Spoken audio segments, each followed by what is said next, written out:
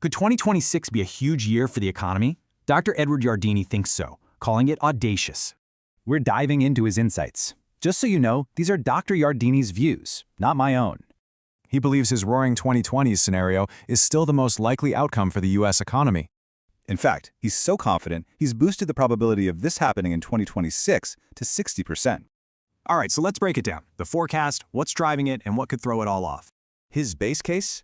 Real GDP growth jumping to 3, maybe even 3.5% in 2026. He says this isn't about just one thing. It's a bunch of stacked tailwinds pushing growth forward.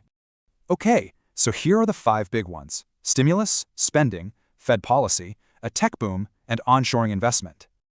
First, delayed fiscal stimulus from the so-called One Big Beautiful Bill Act should kick in. Then you have the baby boomers. They're the wealthiest generation, and they're going to keep spending.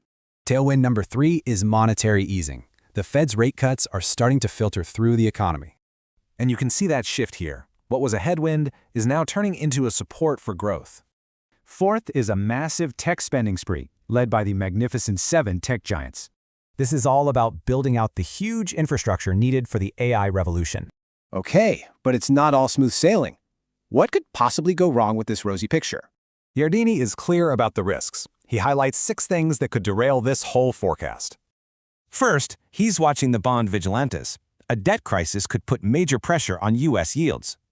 Just look at what happened with Japanese bonds. A spike like that is exactly the concern.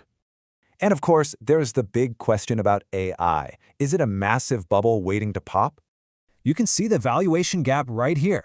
If those AI stocks melt down, it could trigger a recession.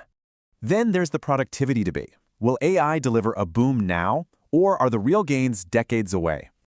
And what about the consumer? If people stop spending because things get too expensive, the economy could really stumble.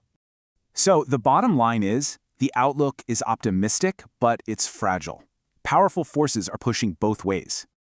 Again, this was a summary of Dr. Yardeni's research and opinions. Full credit goes to Yardeni Research.